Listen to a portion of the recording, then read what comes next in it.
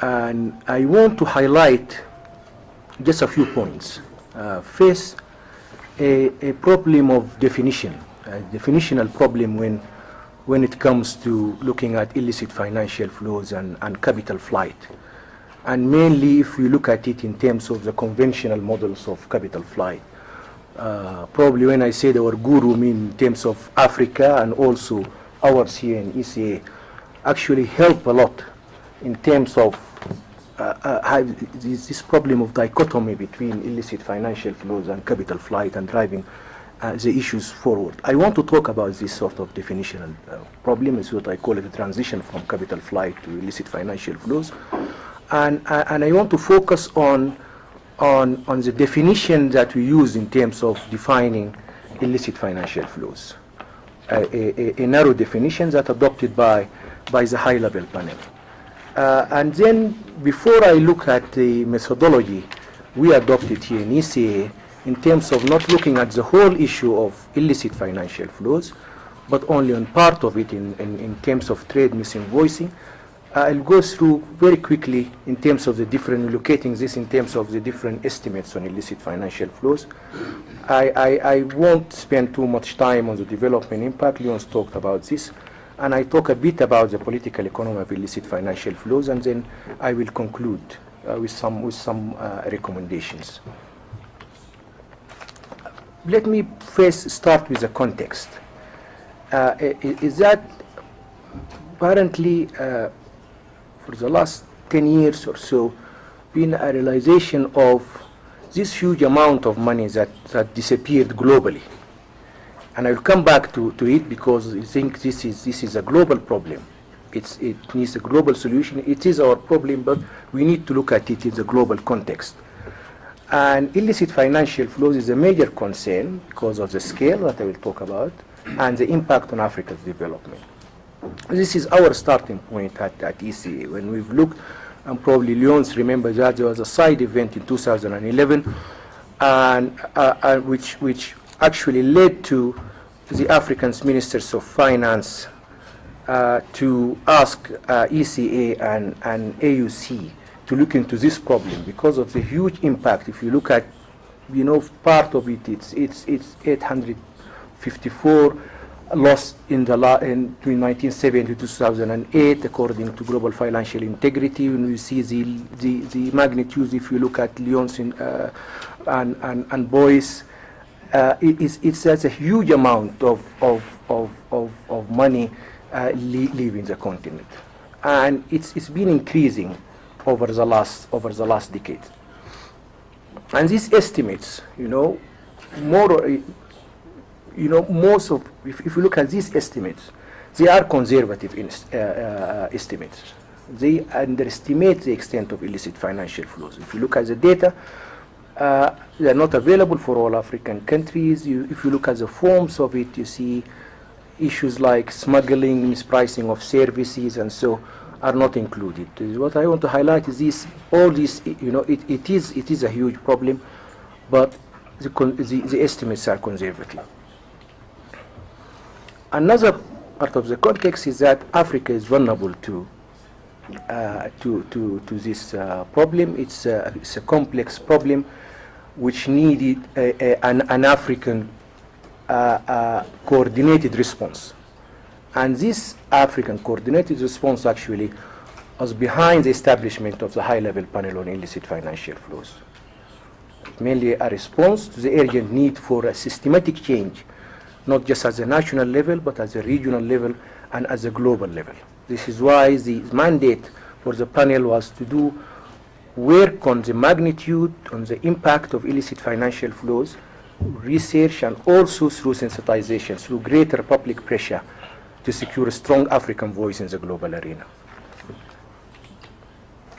Then let me come to the issue of the concept. If you look at the conventional models of capital flight, you see that it's a movement of funds leaving abroad to secure better financial returns. And when we look at illicit financial flows, it's the way we define it that it's illegally earned, transferred, or used. Origin, during the movement, or use. At any point of this, if one country it's legal, left the country to another jurisdiction is illegal, then this is illicit financial flows. This is just a broad thing, but I will highlight this in probably 2 slides. First, the capital flight can be licit or can be illicit. When we look at illicit financial flows, we look at corruption and use of office. Here we think it's the issue of corruption is the cross-cutting issues with organized crimes, with commercial activities, the other 2 parts of it. But and then the second one is organized crimes and the commercial activities by multinational corporation in terms of transfer pricing and trade misinvoicing, as Leon's talked about it, either over-invoicing of imports or under-invoicing of exports. But this is, and then if you look at this and the drivers of it, we see that the political economy between illicit financial flows and the conventional models of capital flight are different. The issue for these conventional models of capital flight is mainly looking at it in terms of a business environment, is a need for a better macroeconomic drivers. It's about the management, macro management of things, fiscal deficits, inflation, what value of exchange rate, etc. And the issue here is that because it's in terms of it's in terms of the risk when you look at it in terms of the portfolio approach, and there is less emphasis on structural problems and governance. Issues of non-inclusive growth that Leonce is talking about now.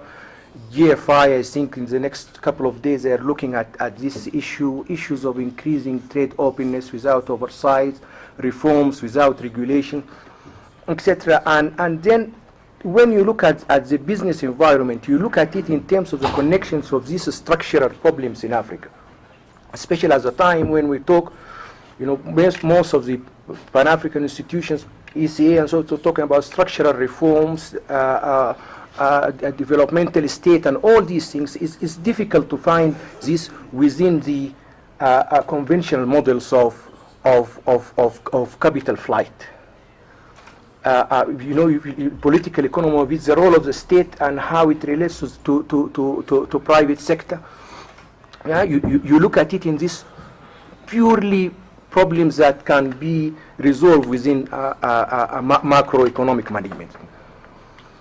Then the composition of illicit financial flows, as I said, is corruption. We look at the bribery and abuse of office, criminal activities, drugs, weapons, people, and so on, commercial activities. And this is a global one. We have not done yet, especially on Africa, to look at this. This is some of the work that we will be working on, plus the impact on development.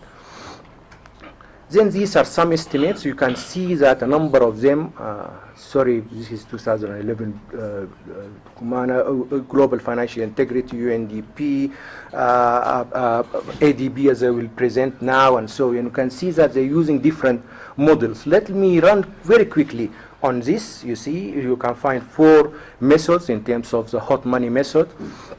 They record illicit financial flows through net errors and omissions in balance of payment, as the Dooley method, on the privately held foreign assets reporting the balance of payments that do not generate investment income.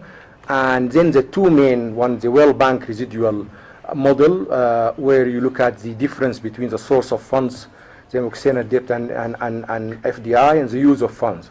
And then if illicit financial flows is the difference is more than 0, then you can and then the one on the IMF dots based trade mispricing method, it assesses illicit financial flows by looking at the disparities from over-invoicing of imports and under-invoicing of exports. And this is what actually we've used, but with some modifications in ECA.